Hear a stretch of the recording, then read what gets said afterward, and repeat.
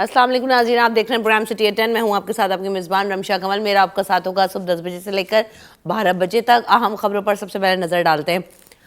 ہم دیکھ رہے ہیں کہ سب سے پہلے جو پیٹرول پرائسز ہے اس میں اضافہ کر دیا گیا ہے. پیٹرولیم مصنوعات کی قیمتوں میں 8 روپے کا اضافہ کیا گیا ہے، جو کہ ایک بھاری اضافہ ہے. اور یہ خبریں آ رہی تھی کہ پیٹرول کی قیمت میں اضافہ ہوگا تو شاید 2 روپے 3 روپے کا اضافہ ہوگا، لیکن اس وقت جو 8 روپے کا اضافہ کیا گیا ہے اس پر تو عوام شدید پریشان ہے. اور شدید جو ہے وہ اس وقت سوچ رہے ہیں کہ یہ جو مہنگائی بم گرایا گیا ہے، یہ جو پیٹرول کی پرائسز بڑھائی گئی ہیں، اس کا امپیکٹ کیا آئے گا. اس کے ساتھ ساتھ پی ایس او نے مالی سال 2024 کی پہلی ششماہی کے لیے مالی نتائج کا اعلان کر دیا ہے.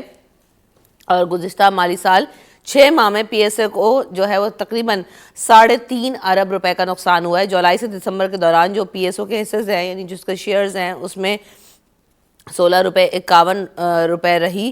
اس کے علاوہ رواں مالی سال پہلے 6 ماہ میں مجموعی ضرورت جو تھی وہ 1.93 ٹریلین روپیز رہی.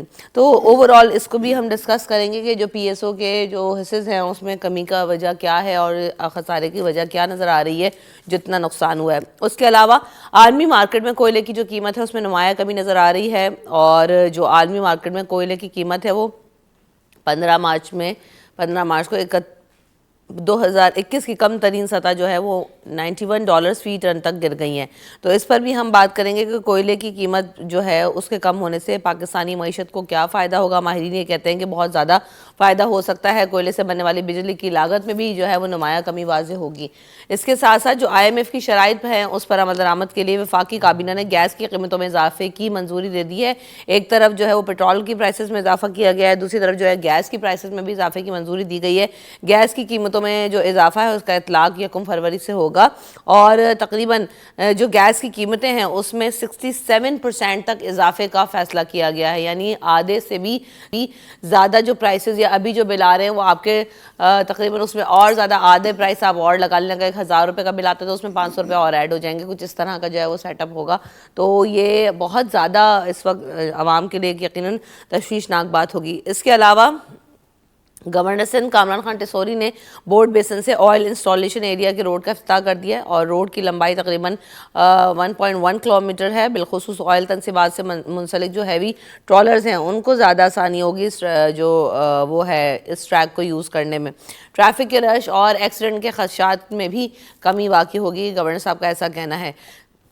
اس کے علاوہ میئر کراچی بیرسٹر مرتضی وہاب ہل پارک پہنچے اور انہوں نے ہل پارک اسپورٹس ایرینا کا افتتاح کیا. اور اسپورٹس ایرینا میں جو ہے آپ کو انڈور کرکٹ اسٹیڈیم بھی ہے، فٹ بال اسٹیڈیم بھی ہے. ان تمام چیزوں کی سہولیات میسر آئیں گی. نوجوانوں کو کھیلوں کی سہولیات میسر آنی چاہیے، ایسا کہنا ہے میئر کراچی مرتضی وہاب صاحب کا. اور شہر کے مختلف علاقوں میں اسپورٹس کمپلیکس تعمیر کیے جا رہے ہیں. اور اس کے علاوہ ککری گراؤنڈ، گزری فٹ بال اسٹیڈیم، اسٹار گراؤنڈ لانڈی کو بھی جدید طرز پر تعمیر کیا گیا ہے. مرتضی وہاب صاحب کا یہ کہنا ہے کہ اسپورٹس ایکٹیویٹیز کو فروغ دینا چاہیے تاکہ جو ہمارے نوجوان ہیں وہ ایک پازیٹیو اور ایک ہیلدی ایکٹیویٹی میں نظر آئیں. اس کے علاوہ مرتضی وہاب کی زیر صدارت نکاسی آپ کے حوالے سے بھی اعلیٰ سطح کا اجلاس ہوا. اور ڈیپٹی میئر سلمان عبداللہ مراد، میئر کراچی کے معاون خصوصی برائے سیاسی امور کرام اللہ وقاصی اور دیگر جو تھے رہنما وہ بھی شریک تھے. شہر بھر میں نکاسی آپ کے مسائل کو جو ہے ہنگامی بنیادوں پر حل کیا جائے، کیونکہ ایک بہت بڑا مسئلہ ہے جو کہ دیرینہ مسئلہ ہے جو کہ ہمیں حل ہوتا ہوا نظر نہیں آ رہا. لائنوں کی صفائی کا کام ہونا چاہیے، ٹوٹے ہوئے مین ہولز کی تعمیر کرنی چاہیے، دھسنے والی سیوریج لائنز ہیں ان کی تبدیلی کرنی چاہیے، دیگر جو منصوبے ہیں ان کو مکمل کر لینا چاہیے. اس کے علاوہ کراچی میں ہیوی ٹریفک کے باعث جو ہے وہ ٹریفک کا نظام درہم برہم ہے. شہر کی مختلف شاہراہوں پر جو ٹرالرز ہیں وہ دندناتے پھرتے ہیں، جس کی وجہ سے خاصے جو ایکسیڈنٹس ہیں ان میں ایک وہ بھی ہوتے ہیں. اس کے علاوہ نیشنل ہائی وے سے لے کر لانڈی، قائدآباد اور کورنگی صنعتی ایریا میں بھی ہیوی ٹریفک چل سکتی ہے، لیکن اس کے علاوہ دن کے اوقات میں ہیوی ٹریفک نہیں چل سکتی. اس پہ پہلے بھی جو ہے کئی دفعہ یہ خبریں آئی ہیں، کئی دفعہ پابندی لگائی گئی ہے، لیکن اس کے باوجود ہم دیکھتے ہیں کہ ہیوی ٹریفک ہمیں اہم شاہراہوں پر نظر آتا ہے. اور بڑے بڑے ایکسیڈنٹس جس میں پوری فیملیز ختم ہو گئی ہیں یہ بھی ہم نے دیکھا ہے. میں جنا روڈ پر پانی کس نے چھوڑا اس پر بھی بات ہوگی. اور پی ایس ایل کے جو ٹکٹس ہیں اس کے بھی مفت جو ٹکٹس بانٹے جاتے تھے ان کو بھی اب بند کر دیا گیا ہے. محسن نقوی صاحب جو ہیں چیئرمین پی سی بی، انہوں نے کہا ہے کہ مفت خوری بند کی جائے اور جو تمام میچز ہیں ان کے ٹکٹس فروخت کیے جائیں گے اور جو بھی دیکھنے آنا چاہتا ہے وہ ٹکٹ خریدے اور میچ دیکھے. ان تمام چیزوں پر بات کریں گے. سب سے پہلے ہمارے ساتھ معراج اختر صاحب موجود ہیں. ویلکم ٹو دا شو معراج بھائی. کیا میں ٹھیک ہوں, آپ کی طبیعت مزاج بولنا بہت دشوار ہو رہا ہے کیونکہ گلا بہت زیادہ خراب ہے, اور جتنا میں بول رہی ہوں تو اتنا وہ ٹریگر ہو رہا ہے. تو اور ابھی تک مجھے کافی بھی نہیں پلائی کسی نے. پلوا دیں, کافی پلوائیں.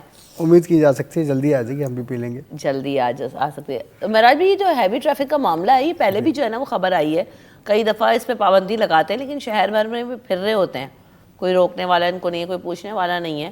اور یہ کیوں, کیا وجہ ہے اس کی؟ دیکھیں جی, ہیوی ٹریفک پر تو کافی عرصے سے پابندی ہے. محکمہ داخلہ کی جانب سے نوٹیفیکیشن بھی جاری کیا گیا تھا, اور ہر سال مطلب یہ نوٹیفیکیشن جو ہے وہ جاری رہتا ہی ہے, اور یہ پابندی برقرار ہے. لیکن اس کے باوجود ہم دیکھتے ہیں کہ شہر کے مختلف علاقوں میں دن کے اوقات میں بھی جو ہے ہیوی ٹریفک نکل آتی ہے. لیکن اس میں کچھ سمجھنے کی وجہ, کچھ ٹیکنیکل وجوہات ہیں جسے سمجھنا بہت ضروری ہے. جیسے ہم عام طور پہ دیکھتے ہیں کہ ڈمپرز جو ہے نا وہ موو کر رہے ہوتے ہیں شہر بھر میں, تو وہ ہیوی ٹریفک میں شمار ہوتا ہے اس کا بھی. تو اسی طرح مکسچر مشینیں ہیں بڑی بڑی, وہ بھی ہوتی ہیں, بڑے بڑے پانی کے ٹینکرز ہوتے ہیں. لیکن جب ہم نے اس کی ڈیٹیل معلوم کی اور اس نوٹیفیکیشن کے مطابق ہم نے جو حکام ہیں ان سے رابطہ کیا, تو یہ پتہ چلا کہ کچھ ویلرز کا معاملہ ہے, اور خاص طور پہ جو تعمیراتی شعبے سے منسلک جو یہ ٹرانسپورٹ ہے, خاص طور پہ ڈمپرز ہو گئے اور مکسچر مشینیں ہو گئیں, تو ان کو پرمیشن ہے دن کے اوقات میں جو ہے شہر میں موو کرنے کی. اس کے ساتھ ساتھ ایک بات یہ بھی سامنے آئی کہ 10 ویلرز جو ہیں وہ شہر میں موو کر سکتے ہیں. خاص طور پہ ایمبولینسز اور آکسیجن سلنڈر لے جانے والی جو بڑی وہیکل ہیں وہ بھی جو ہے شہر میں موو کر سکتی ہیں.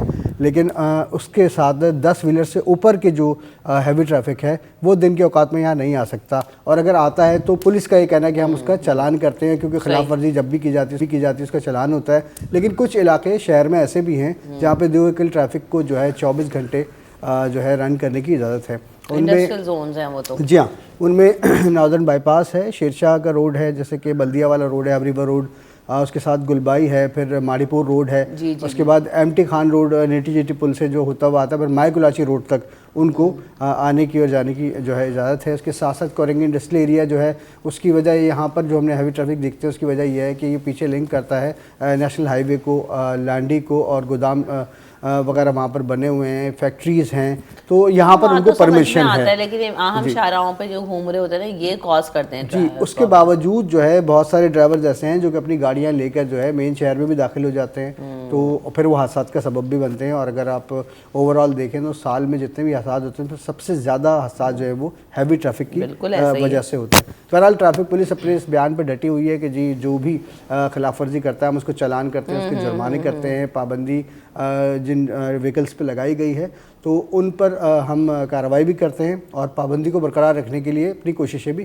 کرتے رہتے ہیں. لیکن ساتھ ساتھ پھر حادثات کا جو رونما ہونا ہے شہر میں, وہ ان کی کارکردگی پر جو ہے سوالیہ نشان ہے, خاص طور پر ٹریفک پولیس کی. ابھی ہم نے ریسنٹلی دیکھا کہ پوری فیملی جو بائک پہ حادثہ ہوا تھا, موسیٰ کالونی کا وہ ہوا, اس سے پہلے خاتون اور ایک ان کی بیٹی جو ہے وہ ٹرالر کی زد میں آ کے جو ہے وہ جہاں بھاگ ہوئے. تو کافی سارے حادثات ہوتے ہی جا رہے ہیں, لیکن کوئی روکنے والا نہیں. یہ تو پوری ایک لسٹ ہے جو کہ سامنے آ جاتی ہے. اشرف خان صاحب کو بھی ویلکم کرتے ہیں شو میں. السلام علیکم اشرف بھائی, کیسے ہیں آپ؟ وعلیکم السلام, بالکل ٹھیک. آپ کی طبیعت صحیح نہیں ہے؟ اللہ بہت خراب. تو یہ بتایا اشرف بھائی کہ بالکل جیسے ہم ہیوی ٹریفک کی بات کریں, یقیناً پرابلم تو بہت زیادہ کاز کرتے ہیں, لیکن وہی والی بات جیسے معراج بھائی نے بھی کہا کہ بھائی اگر حادثات ہو رہے ہیں اور شہر میں نظر آ رہے ہیں تو ان کی روک تھام اسٹرکٹلی ہونی چاہیے کہ کوئی داخل ہی نہ ہو سکے. جی دیکھیں, ابھی بھی میں آ رہا تھا تو شارع فیصل پہ بھی, جیسے کہ معراج بھائی ابھی بتا رہے تھے مختلف جگہوں کا, تو شارع فیصل پہ بھی جو ڈمپر وغیرہ یہ سارے موو ہو رہے ہوتے ہیں. اب مسئلہ یہ ہے کہ جو لوگ ہیں, خاص طور سے اب جیسے ٹریفک حادثے کا جو خبریں آتی ہیں جو ہم بھی دیکھ رہے ہوتے ہیں, سب سے زیادہ جو حادثے ہوتے ہیں وہ موٹر سائیکل سواروں کے ہو رہے ہوتے ہیں, کیونکہ وہ ان کو سمجھ میں نہیں آتا کہ وہ ڈمپر بھی اگر ہم دیکھیں تو میں اگر کھڑا بھی ہوتا ہوں تو میرے سر کے مطلب سمجھیں 6 فٹ اوپر وہ بیٹھا ہوا ہوتا ہے, تو اس کو فرنٹ سے اور بیک سائڈ سے نظر نہیں آ رہا ہوتا کہ کون ہے. وہ بائک والے بالکل ساتھ جا رہے ہیں, تو جو حادثے کی سبب یہ ہے, بائک والا سمجھتا ہے کہ میں آ رہا ہوں, اس کو نظر آ رہا ہوں, اس کو نظر نہیں, کہ مرر بھی اس کے بہت اوپر ہوتے ہیں. تو اگر اب دیکھا جائے وہ تو اپنے اسپیڈ میں جا رہا ہے, اور اس کی یہ ہوتی ہے کہ وہ اگر ایک ٹریک میں آگے اسی ٹریک میں جاتا ہے, کیونکہ اتنا لوڈ کے ساتھ جا رہا ہوتا ہے وہ. تو ہمارے یہاں مطلب کہ حادثات تو ہوتے ہیں, اور اس کو روکنے کے لیے تو آپ کو پتہ ہے کہ ان ڈرائیوروں کو بھی روک نہیں سکتے ہیں, لیکن یہاں پہ جو پبلک ہے ان سے بھی یہ ریکویسٹ ہے کہ اگر آپ موو کر رہے ہیں تو آپ بھی خود خیال کریں کہ بس ہے, ہیوی ٹریفک ہے, ان سب سے دور رہیں. اور ہمارے یہاں سب سے زیادہ جو حادثے کی جو سبب بھی بنتی ہے تو آپ دیکھیں تو بائک والے ہی مطلب جو ہوتا ہے کہ پھر اس کو ٹرک کو یا اس کو جلا دیتے ہیں. لیکن یہ نہیں بولوں کہ بائک پہ نہیں نکلیں, مگر یہ ہے کہ نکلیں تو خیال کریں. آپ ابھی بھی آئیں تو آپ بھی آ رہی ہوں گی تو شرف ہے فاسٹ ٹریک پہ بائک والا آ رہا ہے, یہ کہیں نہیں ہوتا ہے. ٹرالرز کو بھی منع کریں نا کہ فاسٹ ٹریک پہ ٹرالرز کا کام ہی نہیں ہے, نہ بائک کا کام ہے نہ ٹرالرز کا کام ہے, اور کتنا پرابلم ہوتا ہے ان کو اوورٹیک کرنے میں, پورا ٹریفک ڈسٹرب ہو جاتا ہے. دیکھیں ہم ٹریفک کو اگر ہم دیکھیں, لائٹ ٹرانسپورٹ وہیکل ہے, ہیوی ٹرانسپورٹ وہیکل ہے. لائٹ ٹرانسپورٹ وہیکل میں جو ہے چھوٹے جو ٹرک آتے ہیں وہ آتے ہیں. ایچ ٹی وی جو ہوتا ہے ہیوی ٹرانسپورٹ وہیکل جو ہے اس میں آپ کا 22 ویلر آ جائے جس پہ پابندی ہے. اب اس میں یہ ہے کہ جو ڈمپر ہیں, مطلب وہ آپ اگر ٹرالے دیکھیں گے تو سوائے انڈسٹری ایریا کے ٹرالرز جو ہے نظر نہیں آئیں گے جس کے پیچھے کنٹینر رکھا ہوا ہوتا ہے.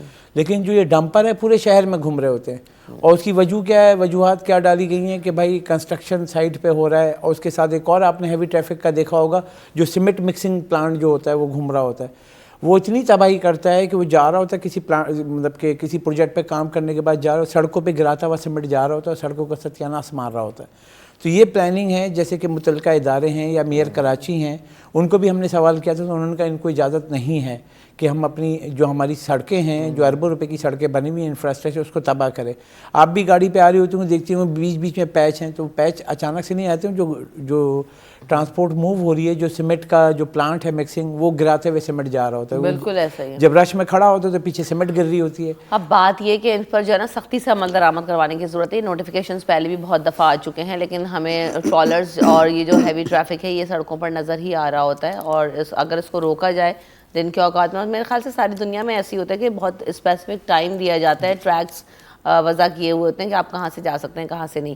اس کے علاوہ ہم دیکھ رہے ہیں کہ آج پیٹرول کی قیمت میں 8 روپے 37 پیسے جو ہے وہ پیٹرول مہنگا کر دیا گیا, اور پیٹرول کی جو نئی قیمت ہے وہ 275 روپے 62 پیسے, یعنی 276 ہی ہوگا. پیٹرول پمپ والے تو یہی چارج کر رہے ہوتے ہیں. جی اب دیکھا جائے 2 ہوئے ہیں بڑے فیصلے کہ آئی ایم ایف کی شرائط تھی تو گیس کی قیمت بھی بڑھی ہے, پیٹرولیم پرائز بھی, یعنی کہ 2 روپے 73 پیسے پیٹرول مہنگا کر دیا ہے, 67% تک اضافہ ہو رہا ہے. اور یعنی کہ پروٹیکٹڈ نان پروٹیکٹڈ آپ سمجھیں گی تو گیس کی قیمت میں جو ایشو آیا ہے کہ جو گیس کا بل ہے جس کے یہاں گھر میں صرف چولہا جلتا ہے اس کو ان پروٹیکٹڈ اور پروٹیکٹڈ کر کے ان کو 400 روپے فکس کر دیا. اس کے علاوہ جو گیس استعمال کریں گے وہ بھی آ رہا ہے, وہ 400 روپے فکس ہیں, وہ ان پروٹیکٹڈ کا جو آپ نے بتایا تھا. اب اس میں مزید اضافہ کر دیا گیا, جو 400 روپے تھے وہ بھی فکس میں بڑھا دیا گیا, اور ساتھ میں جو گیس کی قیمت ہے وہ بھی بڑھا دی. اب یہاں پہ سوال یہ ہے کہ ہم نے بھی سوال کیے تھے اور انڈسٹری نے بھی سوال یہ اٹھائے ہیں کہ ہم نے تو متعلقہ حکام جو ہے نگراں وزیر وفاقی وزراء ان سے پوچھا تھا, اور انڈسٹری ہم سے پوچھتی ہے, کیونکہ ابھی ان کا ملاپ اتنا نہیں ہو رہا ہے. اگر انٹریکشن اگر ہم دیکھیں تو اب وہ یہ سوال کر رہے ہیں کہ دیکھیں جو سرکولر ڈیٹ ہے یا جو گیس کے لاسز ہیں وہ ہم تو نہیں کر رہے, انڈسٹری تو نہیں کر رہی, وہ کہاں ان کے جو 2 کمپنی ہیں گیس کی وہ نقصان کر رہی ہیں. انہوں نے یہ سوال اٹھایا ہے کہ پورے ریجن کی بات کریں ہم تو گلف ممالک میں سب سے زیادہ گیس نکلتی, صرف ہمارے یہاں نہیں نکلتی, تو گلف ممالک میں جو گیس نکلی تو وہ بتائیں وہ کون سی کمپنی ہے جو نقصان میں ہے. گلف ممالک میں چلے جاتے ہیں ہم, کوئی بھی نقصان نہیں ہے, گیس نکل رہی ہے, آپ اس کو نکال کے ایکسٹریکٹ کر کے آپ سسٹم میں ڈال رہے ہیں, پیسے مل رہے ہیں اس کے. یہاں پہ الٹا ہے, گیس بھی نکل رہی ہے اور آپ کے جو جتنے لاسز ہیں وہ بڑھتے جا رہے ہیں. ہاں, تو ان لاسز کو کور کیسے کرنا ہے اور عوام اس بوجھ کو کیسے اٹھائے گی, معراج بھائی آپ سے بات ہوگی لیکن آفٹر دس بریک.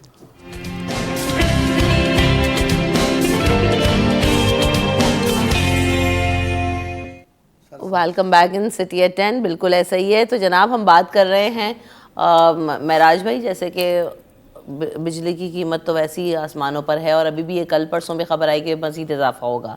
گیس میں ہم دیکھ رہے ہیں 67% اضافہ, اور جیسے ابھی اشرف بھائی نے بتایا کہ جو کیا نام ہے اس کا فکس ریٹ کیا ہے, پروٹیکٹڈ ان پروٹیکٹڈ, پروٹیکٹڈ اور ان پروٹیکٹڈ چارجز, وہ آپ نے بھلے آپ ٹیری پھینکیں چولہے میں نہ پھینکیں لیکن آپ لوگوں کو بھرنا ہے چارجز. پیٹرول کی قیمت الگ اضافہ ہو رہا ہے, تو یہ مہنگائی کا جو جن ہے وہ بے قابو ہو رہا ہے. نئی حکومتیں جو دعوے اور باتیں کر رہی تھی سب کچھ مفت ہو جائے گا, کیسے؟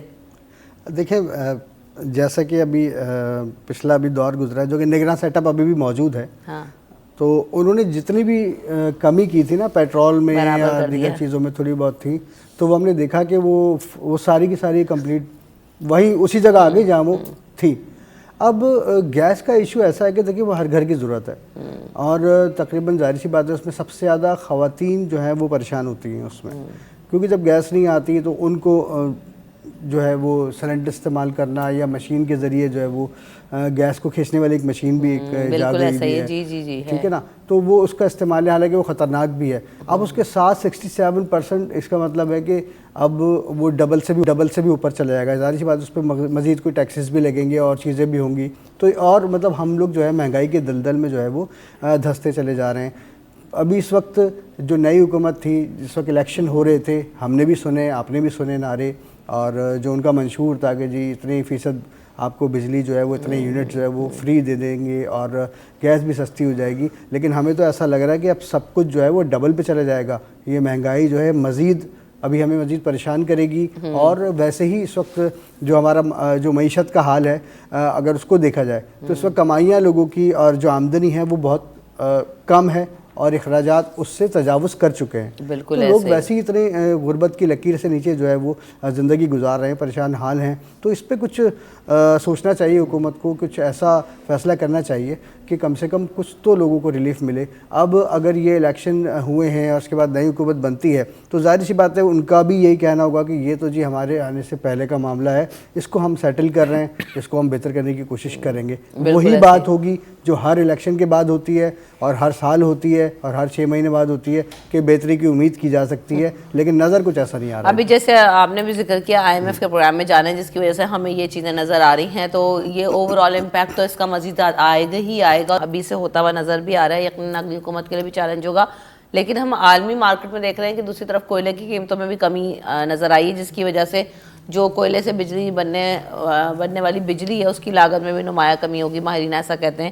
اور پاکستان میں 3000 میگا واٹ بجلی جو ہے وہ کوئلے سے بنائی جا رہی ہے. تو اس کا کیا, تو پھر بجلی جب بنائی بھی جا رہی ہے, کمی بھی ہوتی ہے, تو امپیکٹ تو نظر نہیں آتا اشرف بھائی؟ دیکھیں رمشا, اس کو سمجھیں, IPPs جو انڈیپینڈنٹ پاور پلانٹ ہیں, جو سسٹم ہے ہمارا ایک باسکٹ ہے, اس میں مختلف جو ہیں جو بجلی مختلف سیکٹر جو ہیں بنا کے دے رہے ہوتے ہیں. اس میں ایک کوئلے کے جو پاور پلانٹ ہیں وہ 3000 میگا واٹ بناتے ہیں. ٹوٹل آپ کی جو کیپیسٹی ہے وہ 32000 میگا واٹ ہے. سسٹم میں ڈال سکتے ہیں 24000 میگا واٹ. تو مطلب آپ 10000 میگا واٹ تو آپ استعمال ہی نہیں کر رہے ہیں. تو اس کے جو چارجز ہیں, جو پلانٹ بند ہیں اس کے پیسے دے رہے ہیں. اور یہ کس کی نااہلی ہے؟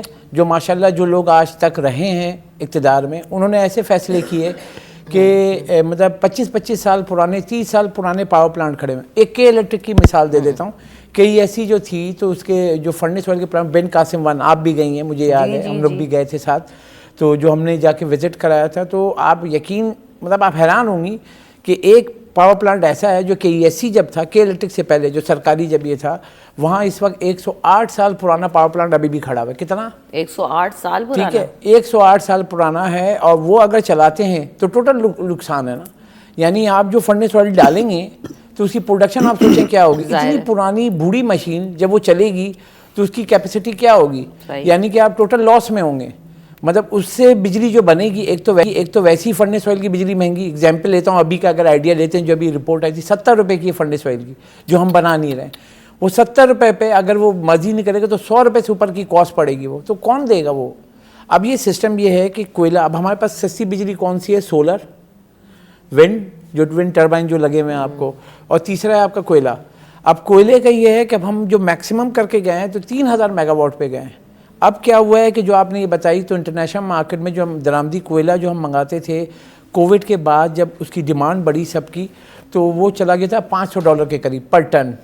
ابھی آپ یقیناً $91 پہ گر گیا, یعنی 80% سستا ہو گیا ہے. کتنا؟ 80%. ہائی پرائس سے 80% گر گیا ہے. تو ہماری جو کاسٹ ہے وہ بھی 80% گرنی چاہیے کوئلے کی, تو عوام پہ منتقل ہو, لیکن نہیں ہو سکتی. وہ اس لیے کہ جو باسکٹ میں جو دیگر پاور پلانٹ ہیں, جو RLNG سے بنا رہے ہیں, دیگر آپ کو ڈیزل سے بن رہے ہیں, اور یہ سارے, تو اتنی کاسٹ ہے اس کی, وہ ہم کم اگر آپ کو بھی اگر دیں, اگر آپ یہ 3 چیزوں سے بنائیں تو بہت سستی بجلی مل سکتی ہے. لیکن اس کے لیے جو ہمارے اب جو یہ گورنمنٹ آ رہی ہے اس کو پلان کرنا ہوگا. انہوں نے کل بھی جو ہے کراچی چیمبر ہو, فیڈریشن ہاؤس ہو, تمام انڈسٹری زونز کے جو وہ ہیں, جو ہم نے چلائی بھی ہے خبریں, تو انہوں نے جو صرف بجلی اور گیس ان سب کا کنسرن شو کیا, اور کہا ہے کہ نگراں سیٹ اپ, ایسے اقدامات, ایسے فیصلے کر کے جا رہی ہے, نئی والی حکومت اس کو برداشت نہیں کر پائے گی. انہوں نے بھی یہ سوال کیا کہ جو سیاسی جماعتوں نے وعدے کیے تھے, آپ کہہ رہے ہیں مخلوق حکومت بنانے جا رہے ہیں, تو آپ بجلی سستی کریں گے, گیس سستی کریں گے, عوام کو ریلیف دیں گے, بڑے بڑے دعوے تھے, آپ کیسے پورا کریں گے؟ کیوں IMF کے جو یہ $1 ارب $20 جو آخری قسط لینی اس والے ٹرینچ کی, اس کے لیے آپ کو مزید اقدامات, بجلی بھی مہنگی, گیس کر دی, بجلی مزید مہنگی کرنی ہے اور مزید جو سبسڈی دے رہے ہیں وہ کم کرنی ہے. صحیح. اچھا ایک اور بھی ہم نے یہ یقیناً یہ تو مسائل ہیں جو کہ بہت ہی زیادہ سنگین ہونے جا رہے ہیں آگے حکومت کے لیے, یقیناً بہت بڑے چیلنجز ہوں گے, اور اسے نمٹنے کے لیے اب وہی والی بات ہے کہ جو نئی حکومت آئے گی اس نے کیا پلان مرتب کیا ہے, یہ اب سامنے آئے گا, سب ایکسپوز ہو جائیں گے کہ بھئی آپ بھی جو باتیں کر رہے تھے آپ کرنے کیا جا رہے ہیں. ایم اے جناح روڈ پر ہم نے دیکھا کہ جو کل انڈر پاس بن رہا ہے گرین اور ریڈ لائن کے لیے, اس کی جو اشارہ ہے اس کے نیچے ہمیں پانی نظر آ رہا ہے انڈر پاس کے نیچے.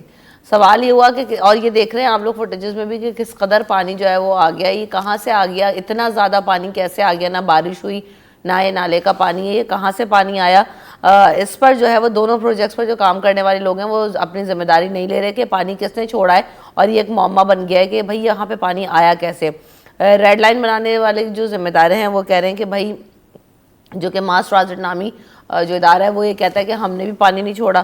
گرین لائن پر جو کام کر رہے ہیں BRT وہ بھی کہتے ہیں کہ پانی نہیں چھوڑا, اور اتنا زیادہ یہ پانی یہاں پر آ گیا جس کی وجہ سے ایک تو جانے آنے میں بھی مسئلہ ہے اور دوسری بات یہ کہ کام بھی رک گیا ہے. تو یہ کیا معاملہ رہا اوور آل کرمرا صاحب؟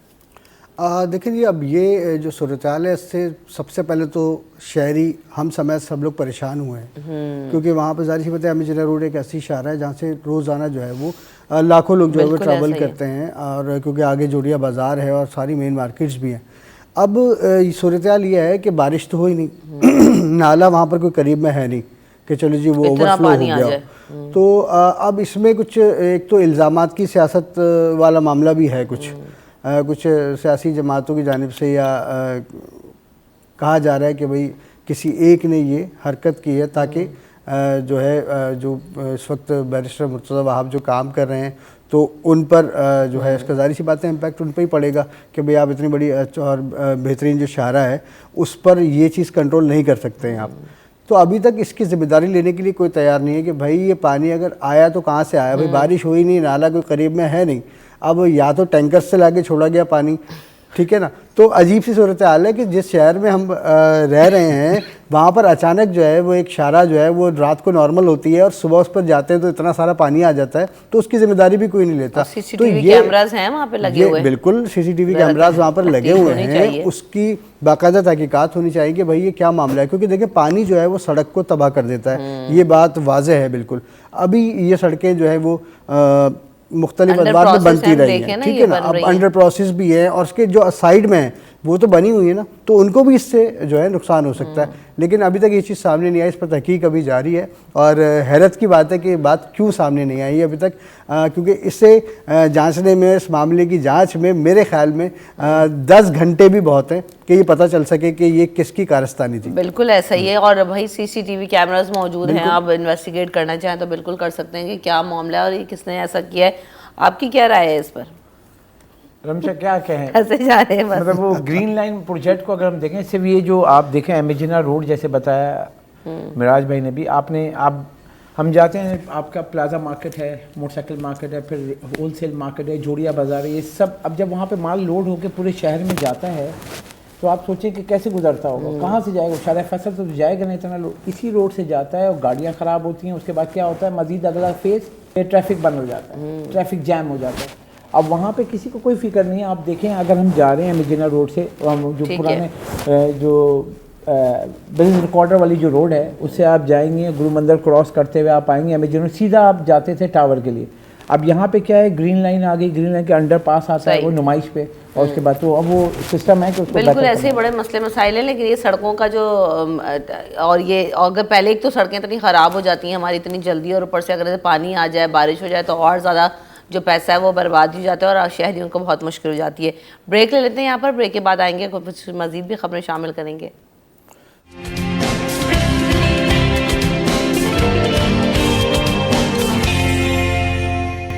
Welcome back in city at 10. تو جانے سے پہلے جس طرح سے ہم باتیں کر رہے تھے کہ مسائل بھی بہت زیادہ ہیں, لیکن ساتھ ساتھ ہم یہ بھی ڈسکس کریں گے کہ مرتضیٰ وہاب صاحب جو ہے وہ ہمیں خاصے ایکٹیو نظر آ رہے ہیں. ہل پارک پہنچے اور انہوں نے ہل پارک اسپورٹس ارینا کا افتتاح کیا. کہہ رہے ہیں کہ شہر بھر میں گراؤنڈز ہونے چاہیے, اسٹیڈیمز ہونے چاہیے, اور جو جتنے بھی انہوں نے جو کرکٹ گراؤنڈ ہے, لیاری گراؤنڈ ہے, اس پہ بھی کافی کام کروایا تھا. فٹ بال اسٹیڈیم کو بھی بہتر کروایا. ابھی بھی ہمیں یہ چیزیں نظر آ رہی ہیں. تو چلے ایک اچھا اقدام نظر آ رہا ہے کہ نوجوانوں کو ایک اچھی ایکٹیویٹی ملے. اشرف خان صاحب, دیکھیں اس شہر میں اگر آپ ایکٹیویٹی کی دیکھیں تو وہ ختم ہوتی جا رہی تھی, اور مطلب کیا ہوتا ہے, مینٹیننس ریپیئرنگ نہیں ہوتی ہے.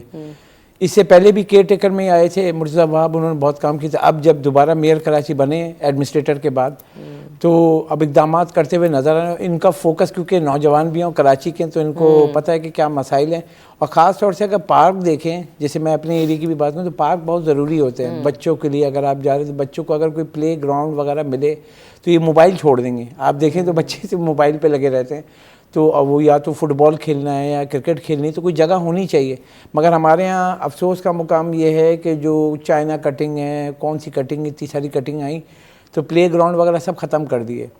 اب جو تھے اس کو اب مینٹین کرنے کے لیے پیسے چاہیے.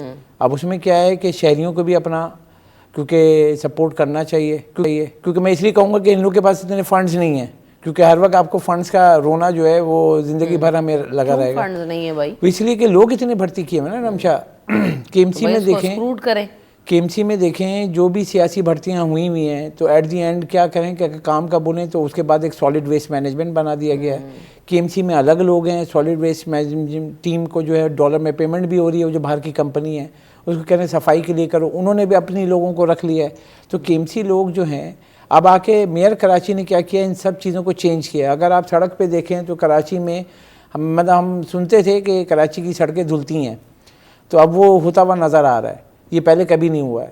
کہاں دھل رہی ہیں؟ مختلف جگہوں پہ, جیسے میں بتاؤں میرے فیڈرل بھی ایریا, گلشن, ان سب میں آ کے جو مشین ہے وہ آ کے صاف کر رہی ہے. اور اس کو اگر آپ آئیں گے یہاں پہ ایون کے یہ والی جو کرنگی والی جگہ ہے, اس کی بروک سے لے کے آگے 3 چورنگیوں تک وہ مشین چل رہی ہوتی ہے, اور صبح کے ٹائم. ہاں تو جھاڑو لگاتی ہے, دھلتی تھوڑی ہے وہ. بہت ساری جگہوں پہ بالکل ہی ایسے چمتکار کر نہیں کریں گے وہ تو میئر کراچی نے بھی کہا ہے مرتضیٰ وہاب نے کہ سڑکیں جو دھلتی تھی وہ سسٹم لائیں گے. جہاں پہ پراپر سڑکیں بنی ہوئی ہیں وہاں پہ یہ کر بھی رہے ہیں, جیسے میں بتا رہا ہوں گلشن پہ بھی اور مختلف جگہوں پہ بھی. اب مین یہ ہے کہ اس کے لیے کیا ان کو پیسے چاہیے, وہ جیسے وہ بول رہے ہیں. اب فنڈز کے لیے جو میونسپل ٹیکس جو ہے وہ بھی آپ کو پتہ ہے بڑھ گیا ہے, جو مارکیٹس ہیں ان کا ٹیکس بھی بڑھ گیا ہے. اب لوگ دے نہیں رہے, عدالت میں چلے گئے. اب جو ان کا ہے جو پگڑی سسٹم, وہ پرانا بہت کم پیسے تھے جو کہ سال کے اوپر ان کو دینے ہوتے ہیں, وہ بڑھے گئے ہیں. وہ مان رہا ہوں میں بڑھے, لیکن وہ اماؤنٹ بہت کم ہے. اب آپ سوچیں نا مہینہ 700 سالوں سے آپ فیسلٹیز لیتے بھی تو رہے ہیں, اس سے تو آپ دینا اب وہ چاہیے. KMC کہہ رہی ہے کہ ہمیں پیسے کی ضرورت ہے اور اس کو ہم مینٹین کریں گے, یہ سب. تو اب یہ سسٹم دیکھیں کہاں پہ, کیونکہ وہ تاجر کھڑے ہو گئے ہیں احتجاج کرنے, کیونکہ بہت ساری مارکیٹ ہیں, جیسے بادشاہوں کے نام ہے اکبر مارکیٹ, آپ کا بہادر شاہ مارکیٹ, یہ ساری.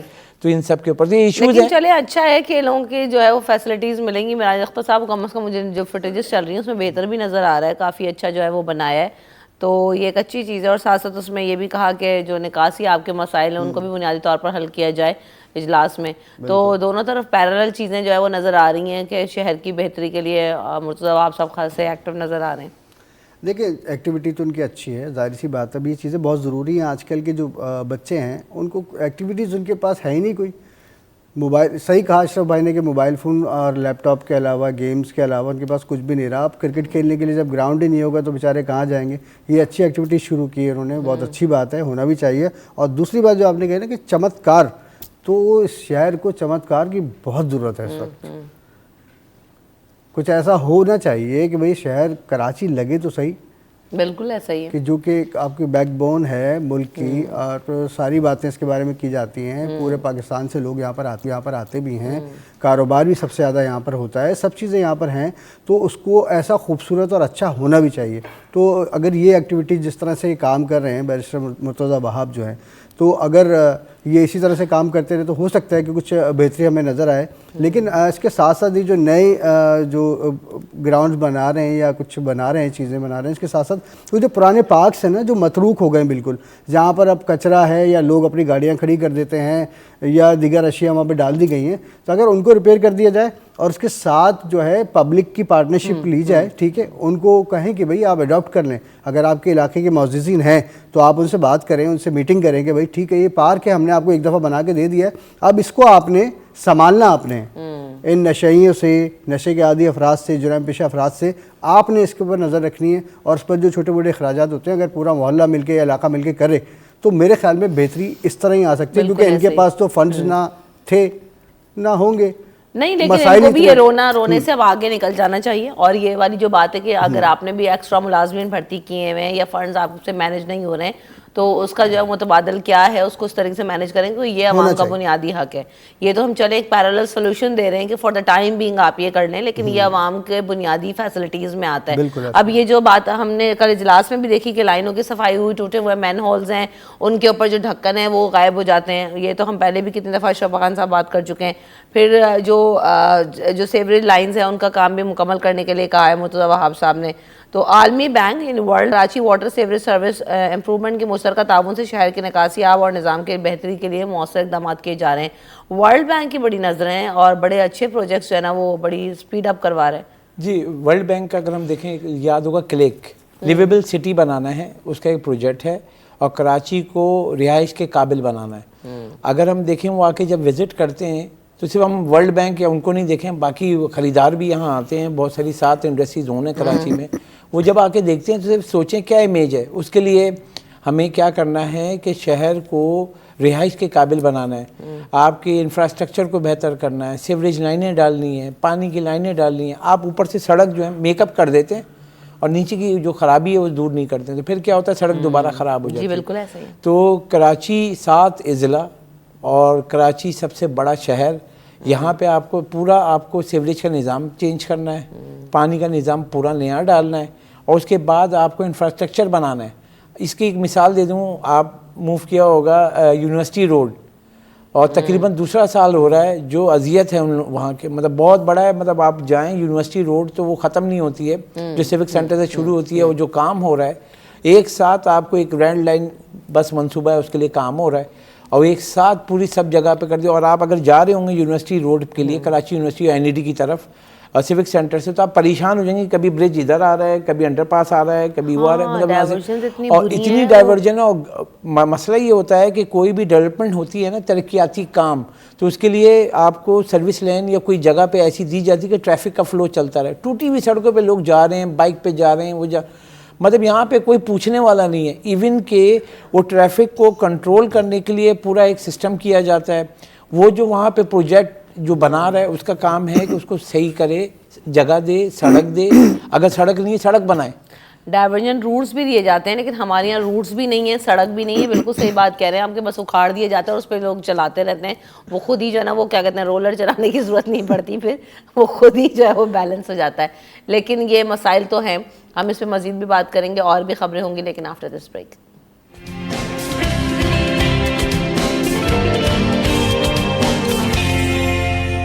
Welcome back in city at 10. تو جانے سے پہلے جس طرح سے ہم بات کر رہے تھے کہ کراچی کی ڈیولپمنٹ کے حوالے سے تو کام ہو رہا ہے, لیکن جو ہے وہ کراچی والوں کے لیے ایک اور خبر یہ بھی ہے کہ گورنر سندھ کامران خان ٹیسوری صاحب نے جو وہ بورڈ بیسن سے آئل انسٹالیشن ایریا روڈ کا افتتاح کر دیا, اور وہ بھی ہم نے دیکھا ہے.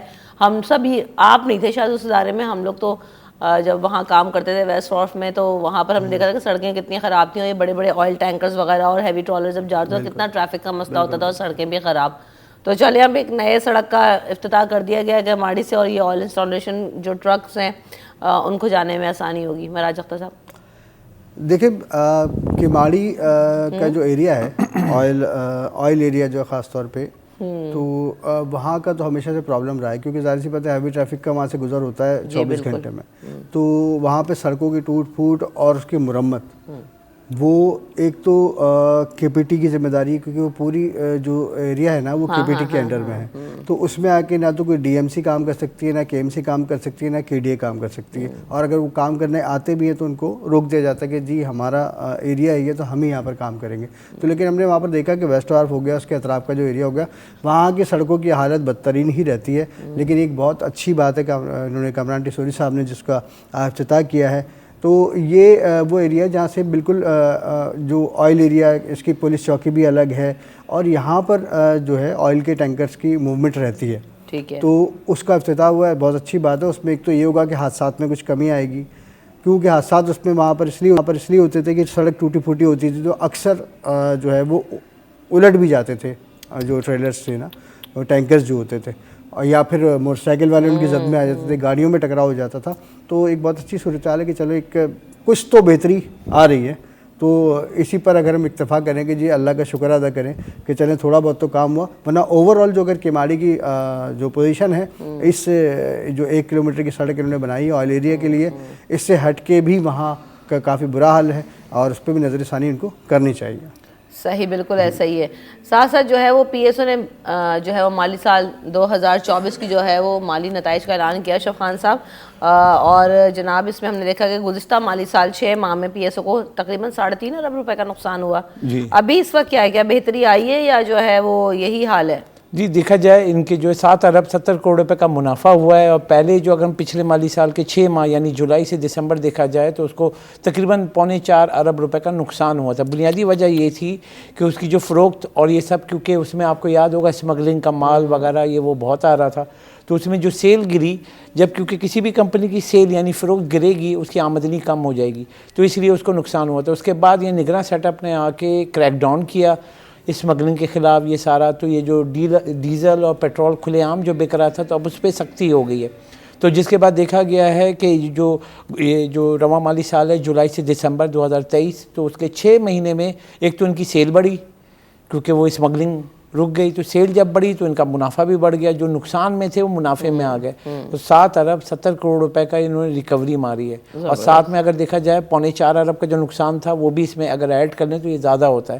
تو اب یہ ہے کہ سب سے پہلی بات پی ایس او کا جو ڈیزل کا جو پرسنٹیج تھی وہ بھی بڑھ گئی, یعنی کہ جو ٹوٹل سیل ہے باقی جو آئل مارکیٹنگ کمپنیز ہیں اس میں ان کا حصہ جو ہے وہ آ گیا 55%, پہلے کم ہو گیا تھا. تو ڈیزل کیونکہ دیکھا جائے آج جیسے کل جو پرائز بڑھی ہے ڈیزل کی پر لیٹر 8 روپے 37 پیسے, تو لیں تقریباً 9 روپے بنتی ہے کیونکہ مارکیٹنگ کا جو فریٹ چارج لگتا ہے 9 روپے پر لیٹر ڈیزل جب مہنگا ہوا ہے تو کیا ہوگا اس کی, تو تمام ٹرانسپورٹ کی کاسٹ بڑھ جائے گی, اور ساتھ میں ڈیزل جب زیادہ استعمال ہوگا تو پی ایس او کو بھی فائدہ ہوگا, کیونکہ اس وقت پورے ملک میں 55% جو ڈیزل جو ٹوٹل فروخت ہوتا ہے 100% میں 55% حصہ کس کا ہے, پی ایس او کا, تو اس کی مارکیٹ بھی بڑھ گئی ہے. تو اس سے یہ ہوگا کہ آگے چل کے جو اسٹاک مارکیٹ کے لیے اچھی خبر ہے کہ اس کو جو نقصان میں تھا ادارہ جو اس کو پچھلے مالی سال میں 6 ماہ میں نقصان تھا منافع ہوا ہے. تو شیئر بازار میں کیا ہوتا ہے کہ جب ایسی خبریں آتی ہیں تو سرمایہ کار جا کے وہ شیئر خریدتا ہے. اب یہاں پہ اگر ہم دیکھیں کہ مارکیٹ میں جو اس کا اسٹینس ہے, وہ جب یہ رپورٹ آئی ہے تو کل پازیٹیو سینڈ میں تھا پی ایس او, آگے بھی چل کے یہی دیکھ رہا ہے کیونکہ آئل سیکٹر پاکستان میں بہت امپورٹنٹ ہے, کیونکہ پورے ملک بھر کا انحصار جو ہے پیٹرول اور ڈیزل کی سپلائی ان سب کے اوپر ہے, تو پی ایس او ہمیشہ سے ٹاپ پہ رہا ہے. لیکن جو ہمیں نقصان کمپنی کو پہنچایا تھا وہ اسمگلنگ نے, کیونکہ پچھلے سال کے میں اگر ہم دیکھیں تو جب وہ سیٹ اپ آیا تو یہاں پہ اسمگلنگ, ڈالر کی اسمگلنگ, تمام چیزوں کی اسمگلنگ بڑھ گئی تھی کیونکہ آپ کی پابندی لگی تھی امپورٹ پہ. تو جب امپورٹ پہ پابندی لگی تو ایلیگل ٹرم میں لوگوں نے کام شروع کر دیا یہیں کے لوگوں. تو اب یہ ہے کہ ایک اچھی چیزیں ہو رہی ہیں, نگراں سیٹ اپ نے کچھ اچھا کام کیا ہے, اور سب یہی ڈیمانڈ کریں کہ جو نئی آنے والی حکومت ہے وہ بھی جو ہے نگراں سیٹ اپ کے جو اقدامات ہیں جس میں ڈالر کی اسمگلنگ کو روکا, ڈیزل پیٹرول کی اسمگلنگ کو روکا, دیگر اسمگلنگ اس کو جو روکا سکتی کی وہ کنٹینیو کریں, جو معیشت کے لیے اچھا ہوگا. چلیں امید تو یہی کی جا رہی ہے کہ جو کہتے ہیں نا کہ اچھے فیصلے اگر ہو جائیں تو ان کو کنٹینیو بڑا مرحلہ ہوتا ہے اور ان کو رکھنا بھی چاہیے. تو تھینک یو سو مچ اشرف خان صاحب اور معراج اختر صاحب, آپ لوگوں نے ہمیں جو ہے وقت دیا. یہاں پر بریک کی طرف بڑھتے ہیں, بریک کے بعد حاضر ہوں گے.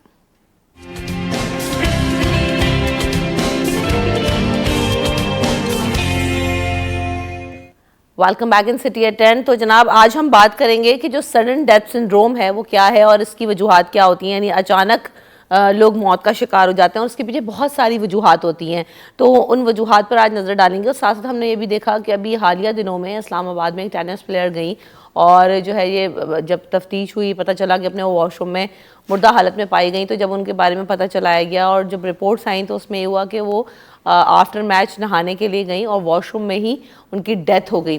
تو یہ اس طرح کیوں ہوتا ہے, کھلاڑیوں کی صحت کا خیال کس طرح سے رکھا جا سکتا ہے, حفاظتی اقدامات کیا, اور نہ صرف کھلاڑیوں کی صحت, عموماً یہ بھی دیکھ رہے ہوتے ہیں کہ جب ہم خود بھی ایک ایکٹیویٹی کر کے جاتے ہیں تو بڑے بوڑھے ہمیشہ کہا کرتے تھے کہ جی آپ تھوڑا سا بریک لو, تھوڑا سا پسینہ خشک ہو جائے, اس کے بعد آپ جو ہے وہ شاور لینے جائیں یا پانی جو ہے کا انٹیک کریں. تو اس کے پیچھے کیا حقیقت ہے, کیا ریزنز ہیں, ان کو جاننے کی کوشش کریں گے.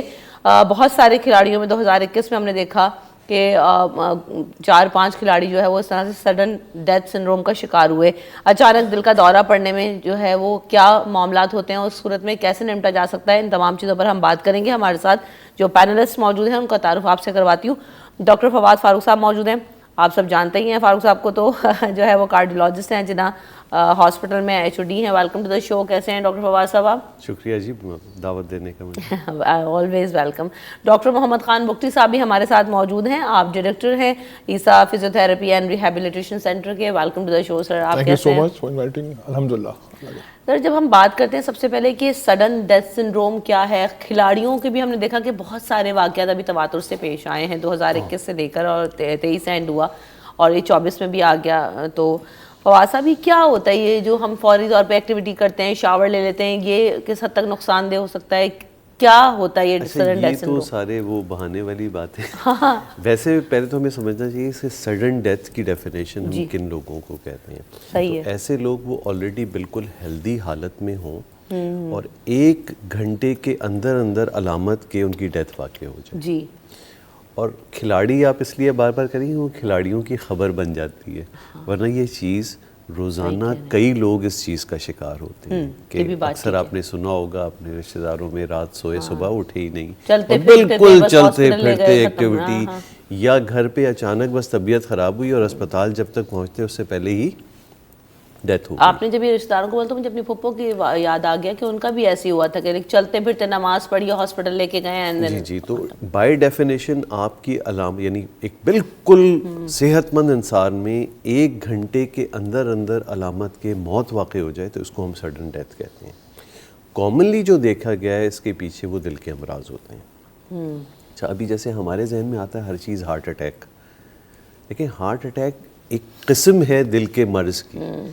جو سڈن ڈیتھ میں انوالو چیز ہوتی ہے وہ زیادہ ارتھمیا، یعنی دل کا وقتی طور پہ کچھ ایسی طرز پہ کنٹریکشن شروع ہو جائے جو دماغ کو خون نہیں دے رہی ہوتی ہے، نہ کسی اور جگہ کو خون دے رہی ہوتی ہے. اور اس صورت میں کیا ہوتا ہے کچھ دیر تک وہ فرض کیا 2-3 منٹ تک بھی وہ حالت رہی تو موت واقع ہو جاتی ہے. اب اس کے پیچھے وجہیں کیا ہیں؟ کامنلی وہ نالیوں والا تنگی والا معاملہ ہے، یعنی ہارٹ اٹیک. زیادہ تر ایسا ہوتا ہے کہ ان کو فرسٹ ٹائم ایسا ہارٹ اٹیک ہوا جس میں درد اور وہ چیزیں ہونے کے بجائے ڈائریکٹلی دل اس دھڑکن کی طرف چلا گیا. وہ دھڑکن ہوئی، آپ نے اکثر دیکھا ہوگا ٹیلی ویژنز پر یا اس میں کہ ایک وہ لگا رہے ہوتے ہیں بجلی کا جھٹکا.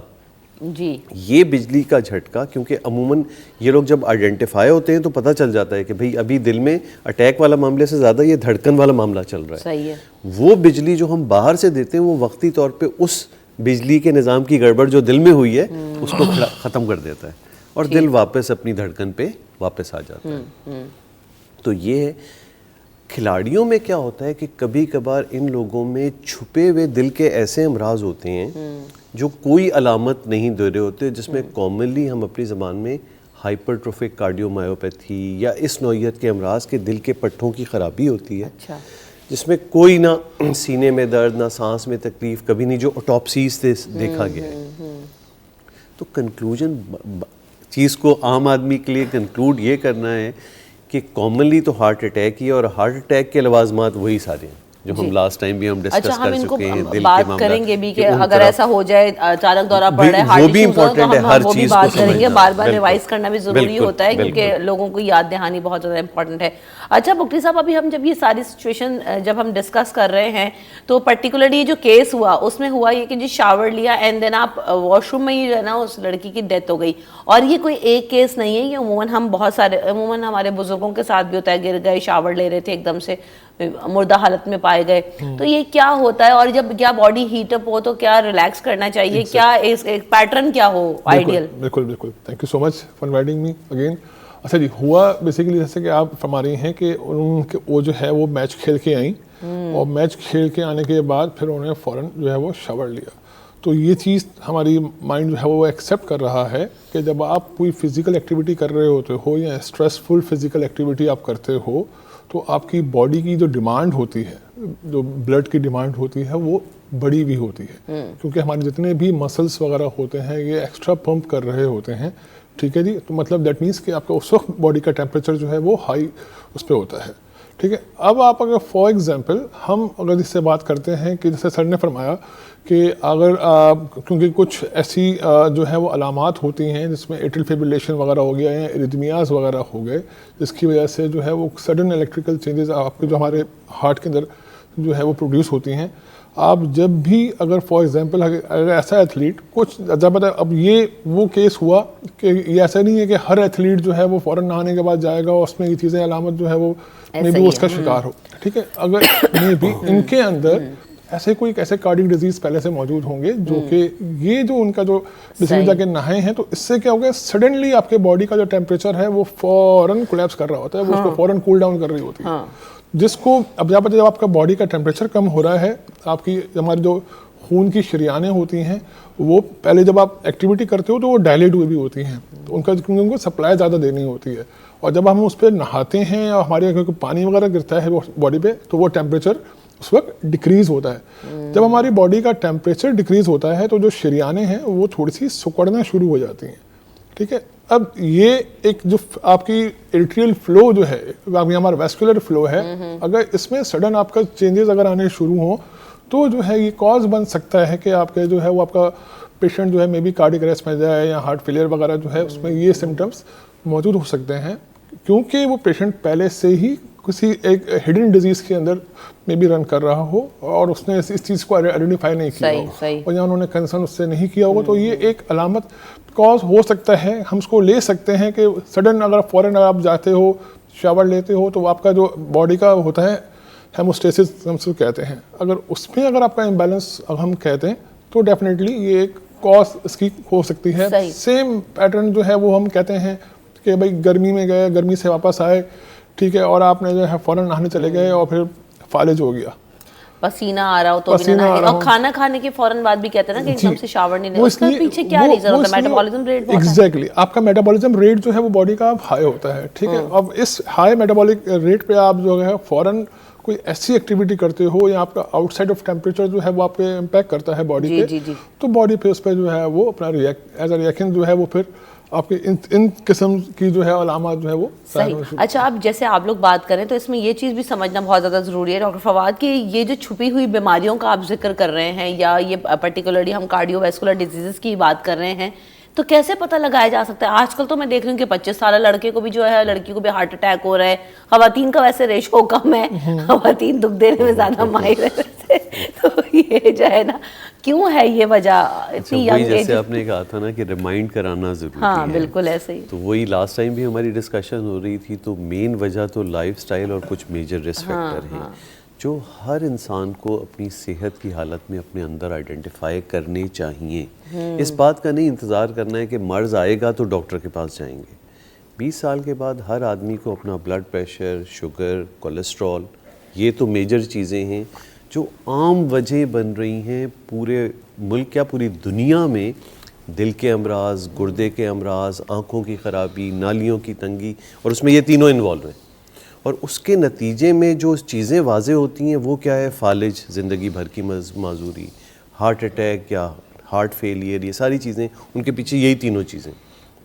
गुर्दों की ख़राबी, यानी अब आप देखेंगे 50-40 साल के लोग में गुर्दे ख़त्म और डायलिसिस पे, क्यों?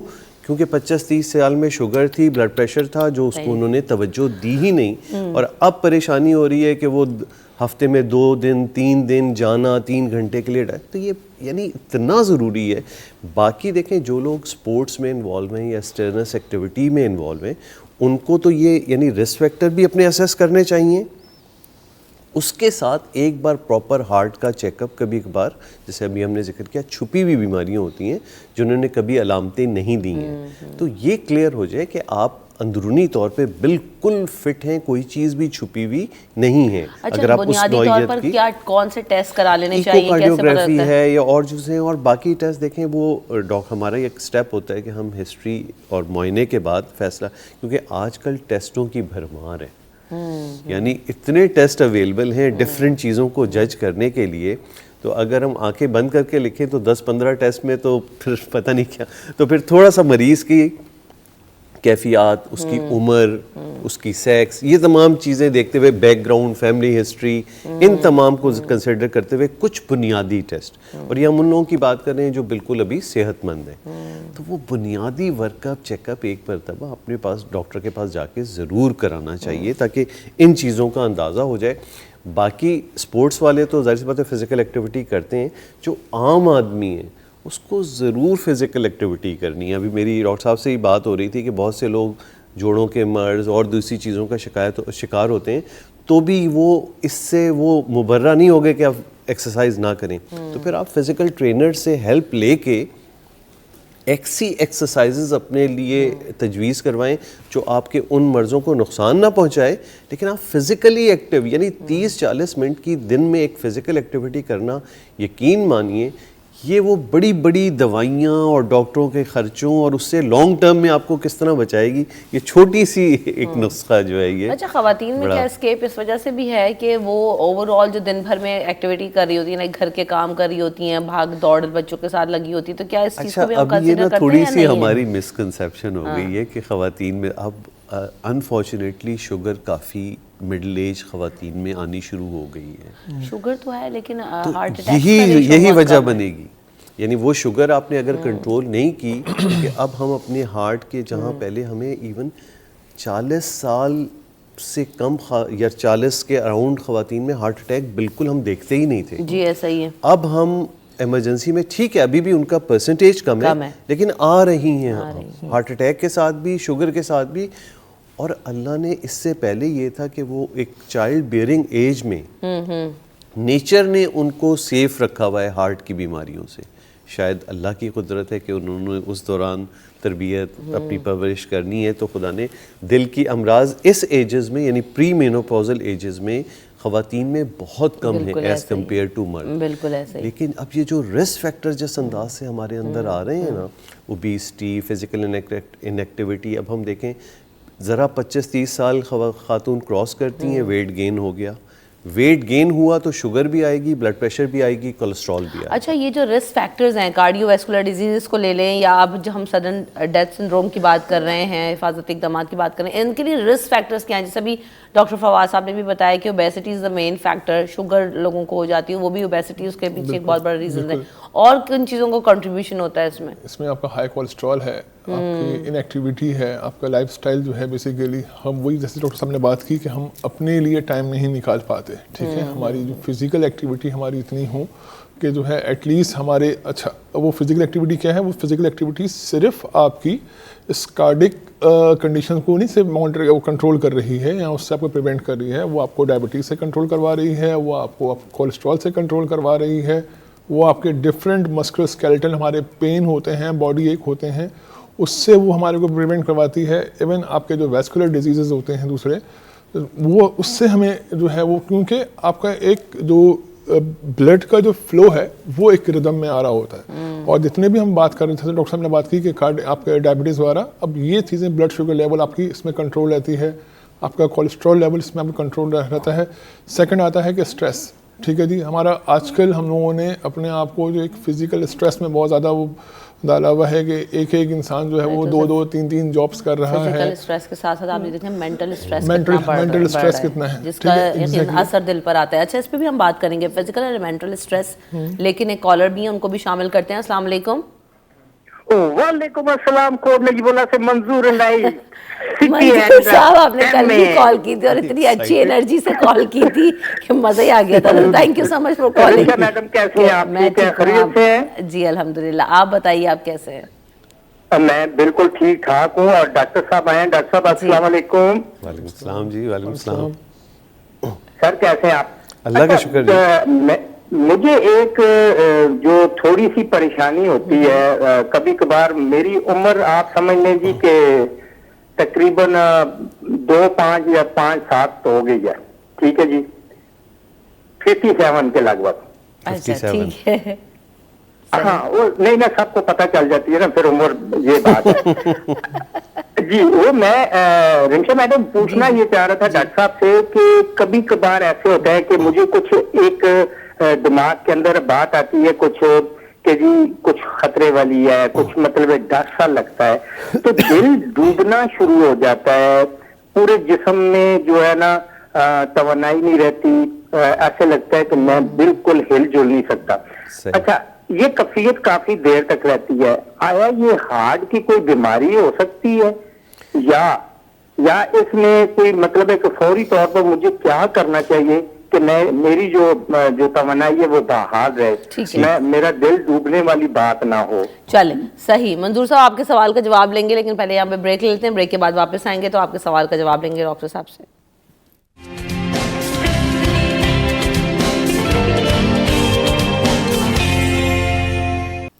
Welcome back in city at 10. تو جانے سے پہلے جس طرح سے سوال آیا ہری پور سے منصور نے کال کی, انہوں نے کہا کہ دل ڈوبنے لگتا ہے, ایسی کیفیت ہوتی ہے, اور کبھی کبھی ایسا لگتا ہے کہ جی سب کچھ ختم ہو رہا ہے. تو یہ کیا کیفیت ہے, کیا علامات ہیں یہ؟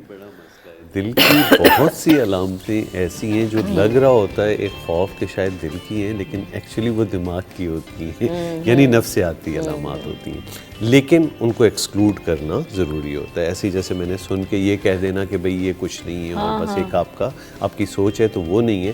اس میں ایڈیشنل چیزیں یہ ہوتی ہیں کہ اگر آپ کو چلنے پھرنے, فزیکل ایکٹیویٹی, اس میں کوئی سانس, سینے میں درد, دباؤ کچھ بھی نہیں ہے, بس یہ کیفیات ایک دم بس سوچ سے آ رہی ہیں کہ مجھے کچھ ہو جائے گا یا ہونے والا ہے, اور کچھ منٹ یا کچھ دیر یہ کیفیت رہتی ہے, اور پھر آپ انوالو ہوئے چیزوں میں, کسی سے بات چیت شروع ہوئی اور پھر یہ چیز ختم ہو گئی, تو پھر اس میں زیادہ چانسز یہ نفسیاتی یعنی کیفیات ہیں, مرض ایز سچ نہیں ہے.